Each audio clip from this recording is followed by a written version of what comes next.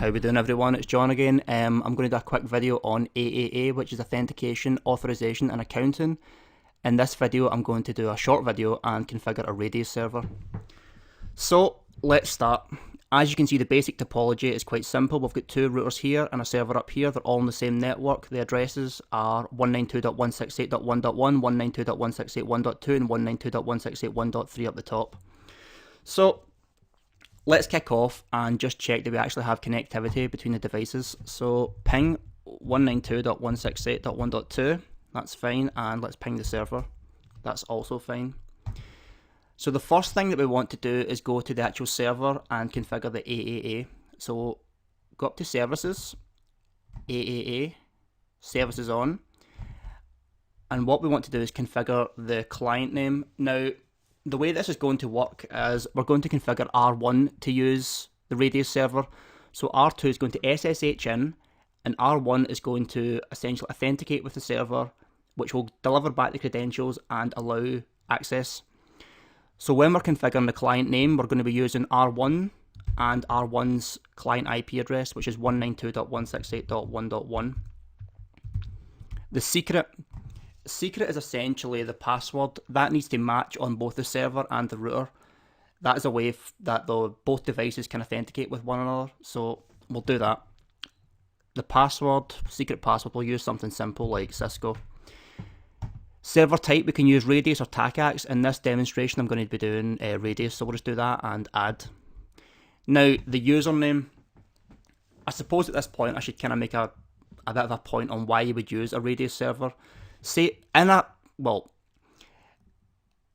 small topology like this, it really isn't worth it to do it, but for the sake of demonstration I'm keeping it simple. But if you had to imagine you were in a large company whereby you had lots and lots of users with usernames and password combinations and lots of devices, if you had to go into every single router and type in every single username and password combination, it would take a long time. Plus there's also an issue with scalability.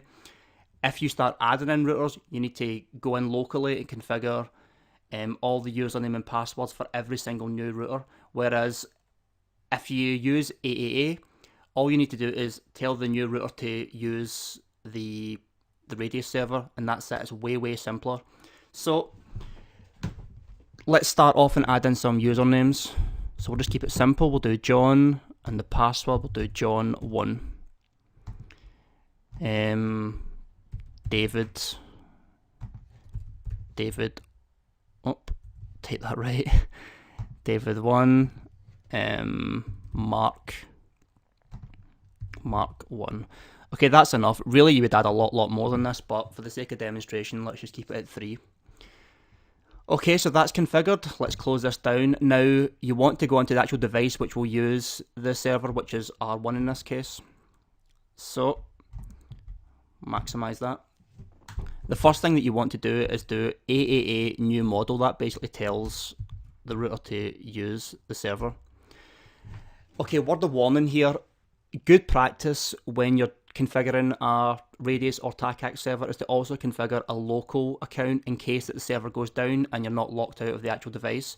So as a backup, we'll do a username and we'll just call it backup for simplicity. And we'll do the password will be a secret password, and we'll just do backup1, keep the same kind of format. Backup1. Okay, so that's the backup. That will not actually be used or actually be accessible when the Radius server is up. It will actually be denied if you try to put in these credentials when the server is actually available. However, should the server go down, the router will be configured to fall back and use these credentials, so you actually can get back in without having to do a password recovery. So let's kick on.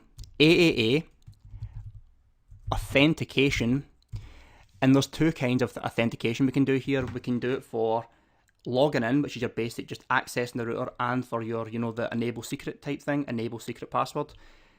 You can do it for the login and the enable password. So let's do it for both, and we'll do login, and we'll use the default group, and we're going to use a Radius server and then use local. Now, the actual order which you type these in is actually very important. Essentially, because I wrote Radius first, then local second, that basically specifies the order of operations. It basically specifies that the router will look to use the Radius server first, And should that not be available, we'll fall back to the local. So don't do local radius, do radius local, okay? And likewise, that was for the login. Let's now do it for the enable password.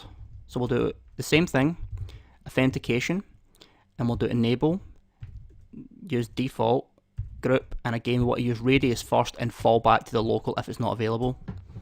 Now that that's configured, what we also need to do is essentially tell the router where to look for the radius server. So we'll use, we'll do radius server host, and the IP address of the server is 192.168.1.3, and the key, if you remember, I believe we configured it as Cisco.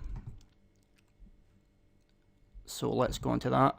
Yep, the key here, that needs to match on both the server and the router. So Cisco is what we're going to use here. So key, Cisco. And that should be that. Now what we're going to do is configure it for SSH only and not telnet. So let's do an IP domain name and we'll just keep it simple, cisco.com. And we'll do IP SSH version 2. And we'll do a crypto key generate, and we'll generate some RSA keys for 1024 bits. Okay, and we'll go into the actual line VTY04, and we'll transport input SSH. That essentially tells the router to use SSH and disallow telnet. If we did the reverse and did telnet, that would disallow SSH, but that's what we do not want. We want to use actually SSH. So transport input SSH. Now here's the important part. Very often when you're using SSH, you might say login local and tell the router to use the local database. That's not what we want to do. What we want to do is do login, authentication, and it's the default we used if you remember. If you just skip up here, we use login and we use the default. So that's what we want to do here. So login, authentication, default, not login local. Okay, that's that. And Control C, and that should be it configured. So let's test it now.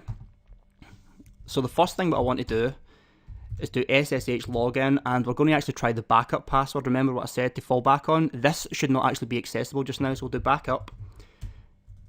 And we'll use version 2 of SSH, and we'll put the IP address in of the target, which is 192.168.1.1. Password, again, this should not allow us access if I've configured this correctly. Invalid, invalid, good. Now, the ones which should work are the ones which we configured on the server, which would be David, John, and whatever the other one was. So let's keep it simple and we'll do SSH, L, we'll log in with John, we're using version 2 and 192.168.1.1, and the password we used was John1, and now we've got access. Similarly, when we go to do the enable, we'll also be prompted for the username and password again, so we'll do enable, username, JOHN, John1, now we have access, show run, and now we're into the actual with SSH in. Now just one final point before I finish this video. What I'm going to do is show you what happens when the radius server is not accessible and suddenly the local database will be accessible. So let's go into the switch, and I'll just shut down the port which connects to the server. Enable conf t, I think it was FAO3, and we'll just shut that down. Yep. Okay, so that's now inaccessible. So if I go, I'll exit that out, and I go and I use SSH login, and we try the backup now, version 2, and we'll put the IP address 192.168.1.1, and we'll try that, and we'll do backup 1, take a wee while to test it. It'll actually check, it'll see that the server is down, and then fall back and hopefully log in.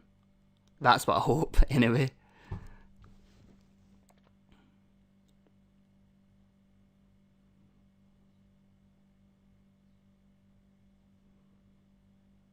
Yeah, see, it took its time. It essentially was trying to authenticate with the server. It could see that the server was inaccessible and then fell back to the default of the local database. So, essentially that is a short video on how to configure AAA and how to configure a radius server. The next one I'll do will be a TACAX one, and it's pretty much the exact same process. You just change TACAX for radius. So yep, that's the end of the video, and I'll see you guys soon. Bye.